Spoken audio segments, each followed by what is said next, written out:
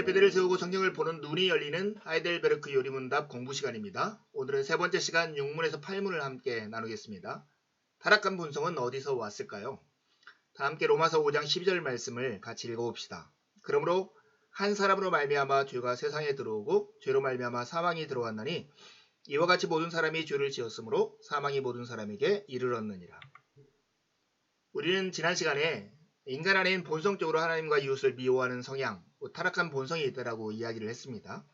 어거스틴의 비유를 빗대어 얘기하면 양편의 선과 악이라는 것이 담겨있는 접시저울이 있다고 생각할 때 인간의 자유의지는 악한 쪽으로 기울어져 있다는 것이죠. 균형 잡힌 판단을 내리는 대신에 악적으로 심하게 편향되어 있는 것입니다. 이럴 때 우리는 이런 질문을 하게 되죠. 이러한 타락한 본성이 어디서 왔을까? 하나님 우리를 이렇게 만드신 것은 아닐까 하는 거예요. 어린아이들이 부모를 투정할 때 왜 나를 이렇게 낳았어? 이렇게 말하는 것처럼 인간 안에는 하나님을 원망하는 마음이 있는 것 같아요. 육문이 그 질문이에요. 그러면 하나님께서는 사람을 그렇게 악하고 폐역한 상태로 창조하셨습니까? 같이 한번 답을 해볼까요? 아닙니다. 하나님은 사람을 선하게 또한 자신의 형상 곧 참된 의와 거룩함으로 창조하셨습니다. 이것은 사람으로 하여금 자신의 창조주 하나님을 바르게 알고 마음으로 사랑하며 영원한 복락 가운데서 그와 함께 살고 그리하여 그분께 찬양과 영광을 돌리기 위함입니다. 하나님은 인간을 선하게 하나님의 형상을 따라서 창조했다라고 하는 것입니다. 먼저 하나님은 우리를 선하게 창조하셨어요. 여러분 선하다, 좋다 이 말이 어떤 뜻이에요? 사람이나 사물이 직면한 어떤 필요를 채워주는데 유용하고 도움이 되게 만드는 성품 이것을 선이라고 합니다. 예를 들면 훨씬 더 쉬워져요.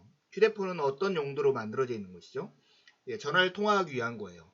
그때 이 휴대폰이 좋다라고 하는 것은 정말 전화가 잘 걸리고 빠르게 전송되면서 목소리도 잘 들릴 때 그런 거죠. 이럴 때 휴대폰을 좋다고 해요. 마이크는 우리의 목소리를 증폭시켜서 다른 사람이 잘 듣도록 하는데 목적이 있어요. 그 목적에 맞게 이 마이크가 잘 작동될 때 우리는 이 마이크가 좋다라고 그래요. 펜은 우리가 생각하는 것을 글씨로 쓸 때 잘 나오면 이것을 좋다라고 하는 것이죠. 우리가 직면한 어떤 필요를 채워주는데 유용하고 도움이 될 때, 딱 적합할 때 이것을 좋다고 선하다고 말을 하는 겁니다. 하나님은 참 선하신 분이시죠. 환난 중에 있는 자들을 향해서 하나님은 선하게 행하세요. 그렇게 나타난 하나님의 선하심을 우리는 자비라고 해요. 죗값을 치러야 마땅한 자들에게 나타난 하나님의 선하심을 은혜라고 하죠. 계속해서 죄를 범하는 자들을 향해서 나타난 하나님의 선하심을 하나님의 오래 참음, 인내라고 합니다. 이 선하신 하나님은 또한 우리를 이렇게 선한 존재로 만드셨다고 하는 거예요. 그뿐만 아니라 하나님은 우리를 당신의 형상대로 우리를 만드셨습니다. 하나님의 형상을 이해하기 위해서는 두 가지 측면에서 보면 좋아요. 하나는 관계적인 측면이에요. 삼위일체 하나님이 서로를 향해서 온전한 사랑과 기쁨을 누리듯이 인간도 그런 관계 속에서 지어진 존재예요. 창세기 1장 27절에 보면 하나님이 자기 형상 곧 하나님의 형상대로 사람을 창조하시되 남자와 여자를 창조하셨다고 말씀해요. 서로를 바라보며 서로에게 선을 행하는 존재로 창조하신 것이죠. 그러나 이런 관계 속에서 무엇인가를 하는 존재로 만들었어요. 무엇을요? 하나님을 대신해서 세상을 다스리는 존재, 그런 사명을 가진 존재로 만드셨어요. 창세기 1장 28절에 보면 하나님이 그들에게 복을 주시며 하나님이 그들에게 이르시되 생육하고 번성하여 땅에 충만하라 땅을 정복하라 바다의 물고기와 하늘의 새와 땅에 움직이는 모든 생물을 다스리라 하시니라 말씀합니다. 인간에게는 이러한 사명을 하나님이 주신 것입니다. 그러나 하나님은 이런 사명을 주실 뿐만 아니라 이것을 감당할 능력도 주셨는데 넓게 보면 인격적인 존재로 만들었다는 것이고 좁게 보면 하이델베르크 요리문답이 고백하는 것처럼 참된 지식과 의와 거룩함을 지닌 존재, 이 사명을 감당하기에 합당한 인격적인 존재로 만드셨다고 하는 겁니다. 이게 하나님께서 인간을 창조하신 모습이에요. 이것은 왜 이렇게 하나님 만드셨냐면 하나님을 바르게 알고 마음으로 하나님을 사랑하고 영원한 복락 가운데 하나님과 함께 살면서 그분께 찬양과 영광을 돌리기 위한 거예요. 하나님의 형상은 이게 동전에 박혀있는 어떤 인물의 형상과 같은 이미지가 아니고요. 마치 거울에 반사되어 있는 이미지와 같아요. 우리가 잘 산다 할 때 그건 뭐냐면 우리의 삶에서 하나님의 어떠하심이 드러날 때 인간은 잘 산다고 말할 수 있습니다. 결론적으로 말하면 하나님은 우리를 선하고 하나님의 형상대로 창조했기 때문에 이렇게 타락한 본성이 하나님이 창조한 곳에서부터 온 것은 아니라는 거죠. 그렇다면 질문과 같은 질문이 생기는 거예요. 그렇다면 이렇게 타락한 사람의 본성은 어디서 왔냐 하는 거예요. 같이 한번 답을 해봅시다. 우리 시조 아담과 하와가 낙원에서 타락하고 불순종한 데서 왔습니다. 그때 사람의 본성이 심히 부패하여 우리는 모두 죄악 중에 잉태되고 출생합니다. 로마서 5장 12절 말씀에 그러므로 한 사람으로 말미암아 죄가 세상에 들어오고 죄로 말미암아 사망이 들어왔나니 이와 같이 모든 사람이 죄를 지었으므로 사망이 모든 사람에게 이르렀느니라. 여기서 한 사람이 바로 아담인 것이죠. 여러분, 아담이 지은 죄가 뭐예요? 선악을 알게 하는 나무의 열매를 따먹은 것이 죄였습니다.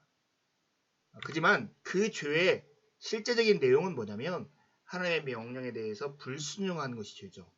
더 깊이 들어가면 하나님의 은혜를 거부한 태도예요. 마치 물속에 있는 물고기가 자유를 얻겠다며 물 밖으로 뛰쳐나와 버린 것 같은 행동이 선악을 알게 한 나무의 열매를 따먹는 거예요. 여러분, 이 첫 번째 죄와 원죄를 구분하는 것은 참 중요합니다. 아담과 하와가 저지른 죄는 첫 번째 죄지 원죄는 아니에요. 원죄는 뭐냐면 우리 안에 있는 죄의 경향성을 원죄라고 그래요. 자기도 어찌할 볼 수 없는 악으로의 끌림, 양평저울에 선과 악을 놓았을 때 악적으로 기루어진 성향, 이것이 원죄죠. 원죄를 볼 수 있는 가장 대표적인 이야기가 가인의 이야기예요.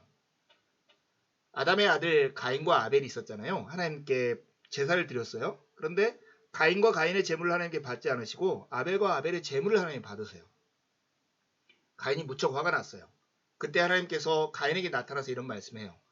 네가 선을 행하면 어찌 낯을 들지 못하겠느냐. 선을 행하지 아니하면 죄가 문에 엎드려 있느니라. 죄가 너를 원하나 너는 죄를 다스릴지니라 이렇게 말씀하세요. 여러분 상상해 보세요. 어떤 문이 있고 문 앞에 사자가 문만 열면 들어와서 잡아먹으려고 대기하고 있는 거예요. 마치 죄를 범하는 사람 앞에 하나님께 하는 경고가 그래요. 너 죄를 지으면 그 문을 여는 것이고 사자가 들어와서 죄라고 하는 사자가 들어와 너를 삼켜버릴 거야. 이렇게 하나님께서 가인에게 경고하고 말씀하셨음에도 불구하고 가인은 어떻게 하죠? 동생을 들판에 가서 죽입니다.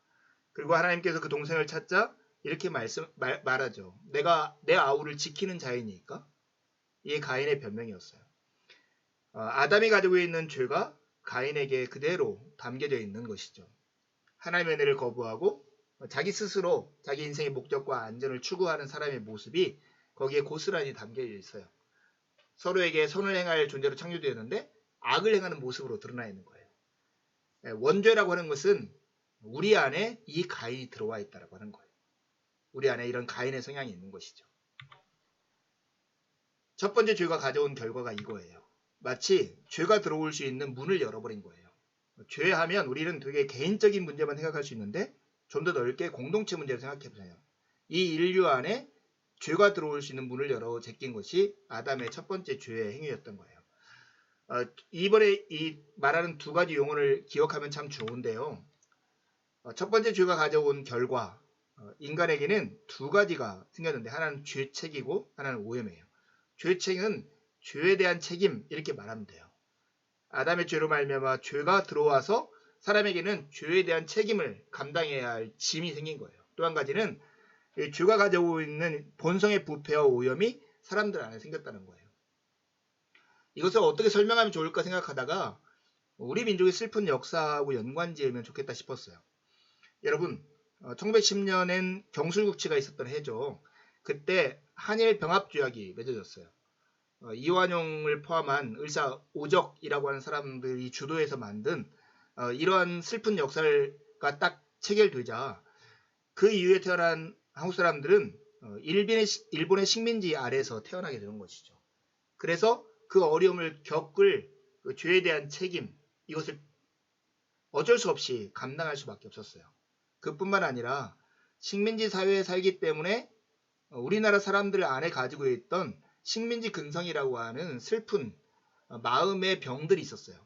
안철호 선생님이 그렇게 대적해서 싸웠던 거짓, 서로를 향한 이간질 이런 것들이 이 식민지 사회에 살던 우리 민족에게 있었던 슬픈 내면화된 질병들이었죠. 결국 첫 번째 죄가 가져온 결과는 전적 부패이고 전적 무능력의 상태로 인간을 몰아넣어버린 거예요. 그래서 로마서 5장 12절에 이렇게 표현하는 거예요. 그러므로 한 사람으로 말미암아 죄가 세상에 들어오고 죄로 말미암아 사망이 들어왔나니 이와 같이 모든 사람이 죄를 지었으므로 사망이 모든 사람에게 이르렀다. 이렇게 말씀하는 거죠. 첫 번째 죄는 죄가 인류 안으로 들어올 수 있는 문을 열어버린 사건이었어요. 이제 팔문은 우리에게 이렇게 질문해요. 그렇다면 우리는 그토록 부패하여 선을 조금 더 행할 수 없으며 온갖 악만 행하는 성향을 지니고 있습니까? 같이 한번 답을 해볼까요? 그렇습니다. 우리가 하나님의 형상으로 거듭나지 않는 한 참으로 그렇습니다. 욥기 14장 4절에 이렇게 이야기하는데 누가 깨끗한 것을 더러운 것 가운데에서 낼 수 있으리이까? 하나도 없나이다. 정말 이 고백이 우리 모두의 고백일 수밖에 없는 것입니다.